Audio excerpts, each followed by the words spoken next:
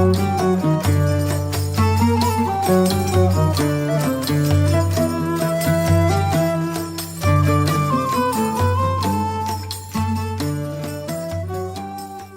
oyentes de Radio Sefaradi, bienvenidos nuevamente a esta sección de grandes rabinos sefardíes de la mano del Rav Yosef Bitton desde Nueva York.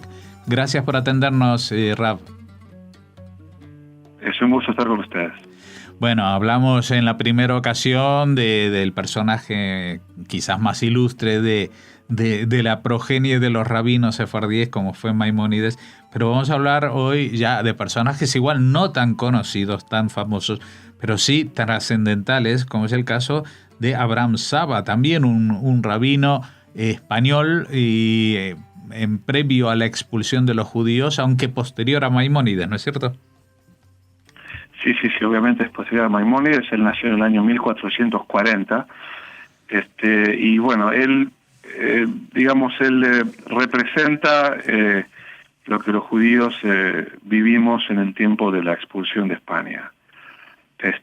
Y también lo que vivimos también en Portugal, que no fue fácil, que es menos conocido, pero fue muy, muy, muy difícil. Este era un ilustre rabino, como tú mismo lo dijiste, y en 1492, junto con otros 100.000 o 120.000 judíos, escapan hacia Portugal, porque era, digamos, el país más accesible para ellos desde el punto de vista geográfico, y también el más familiar. No había muchas opciones más. Es decir, en Francia los judíos no podían estar, los judíos ya fueron expulsados de Francia, de Inglaterra ya fueron expulsados también, de Alemania ya fueron expulsados. Entonces, algunos fueron hacia Italia, y digo, de todos los judíos expulsados de España, ¿no? Algunos fueron hacia el norte de África, que estaban en condiciones muy, muy difíciles, tanto económica como políticamente, y bueno, los que más se triunfaron fueron aquellos que se aventuraron hacia Turquía, hacia el Imperio Otomano, donde ahí podían vivir muy bien, relativamente hablando, muy bien. Después allí de Turquía pasaron muchos a Israel, a Siria, a Egipto, etcétera. Pero la mayoría de los judíos, esta gran cantidad, pasó para Portugal, 120.000 judíos aproximadamente. En ese momento el rey de Portugal, que era Juan II, muy deseoso de aumentar su tesoro, ¿no? Admitió a los judíos, siempre y cuando le pagaran.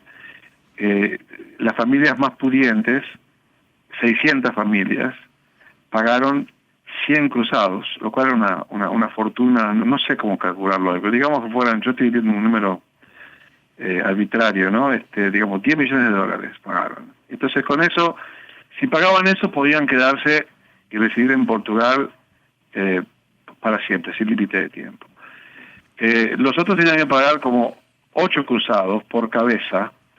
Hay quien dice que era por 6 meses y otro dice que era por 8 meses. De cualquier manera, por unos meses de estaría en Portugal, el rey se comprometió a encontrarles una vía marítima para salir de allá y para llegar a su destino.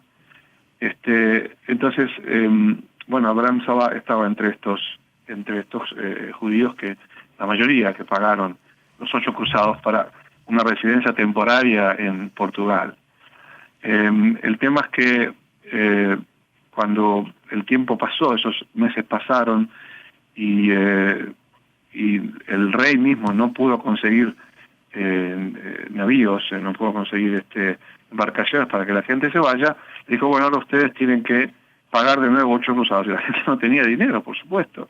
Eran refugiados que venían con una mano delante y una mano atrás, que no podían sacar dinero de España tampoco, ni pudieron vender sus propiedades, como todos sabemos.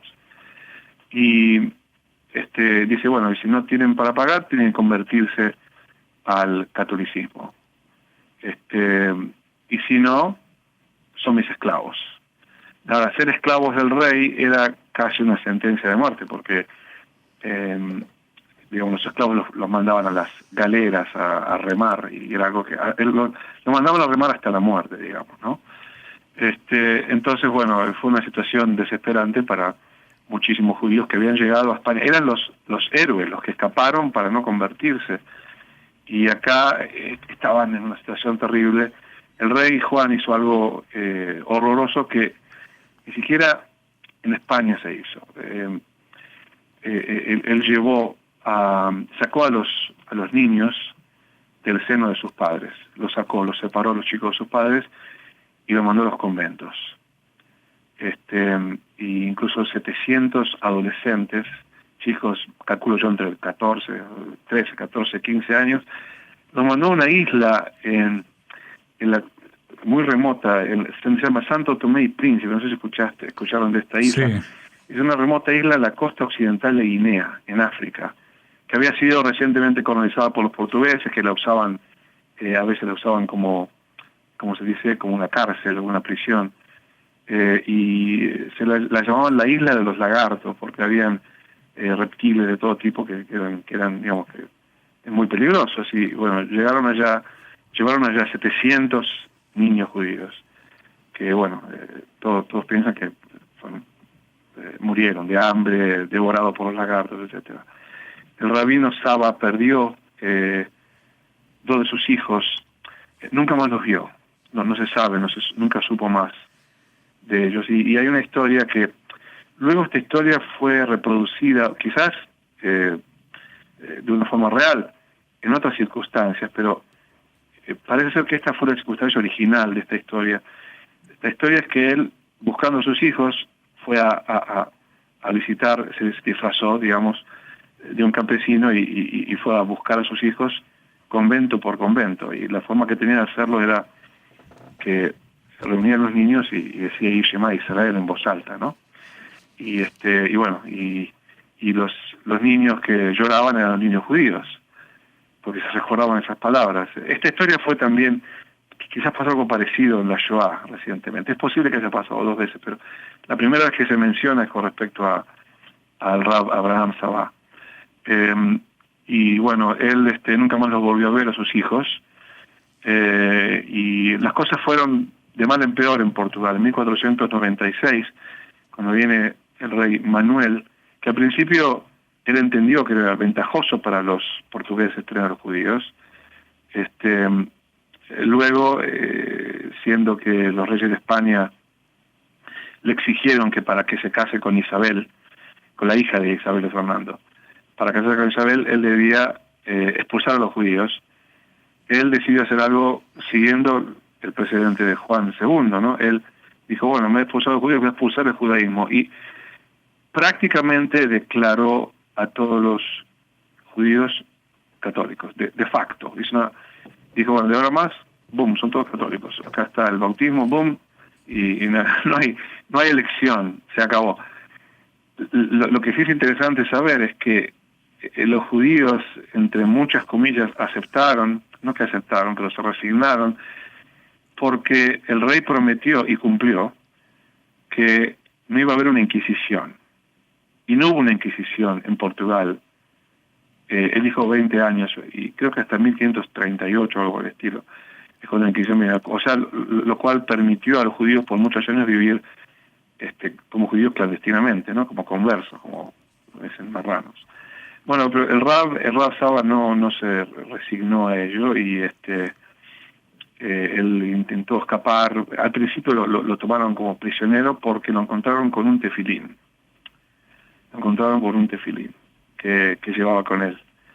Y lo llevaron preso y estuvo en un calabozo horrible donde fue torturado para forzarlo a convertir. Ahí había otro rabino llamado Shimon Meimi, que era el Rabba Rashi de Portugal. Y él presenció y él escribió sobre él, cómo lo vio, que también fue torturado para que se convirtiera como en un símbolo de conversión, como fue Abraham Señor en España.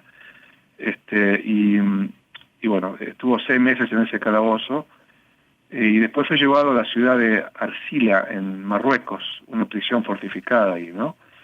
Y milagrosamente pudo escapar.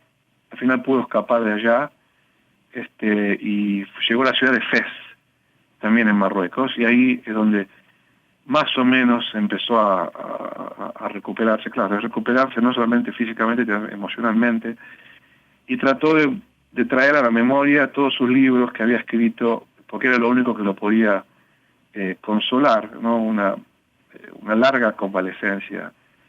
Y bueno, al final se convirtió en uno de los rabinos más importantes de la ciudad. Escribió varios libros. Hoy tenemos uno que se llama Tzeror Amor, que es un libro, un comentario sobre la Torá, muy bonito, muy profundo, y donde él cuenta también parte de su historia.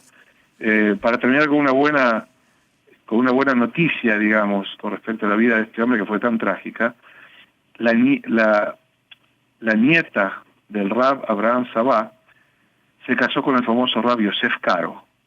Es decir, algo quedó de su descendencia. Es decir, entre todos sus hijos, algunos de los miembros de su familia siguieron vivos y bueno, permanecieron, y como ves, se casó con la figura rabínica más importante del siglo XVI, que fue el Rab Yosef Karo, el autor de Shulchan Aruch. Bueno, la cadena no se ha roto, y eslabón a eslabón, a pesar de todas las desgracias, pues seguimos unidos los judíos en el mundo, y por eso queremos recordar a estas grandes figuras como este gran rabino, que en este caso no lo es tanto solamente por lo que ha escrito, sino por el testimonio de su propia vida en las circunstancias trágicas de esta doble expulsión o doble traición, también en España y después en Portugal. Rav Bitton, muchas gracias por habernos acompañado en el trazado de esta figura que muchas veces es poco conocida o totalmente desconocida, y que vamos a reivindicar desde este espacio. Muchas gracias.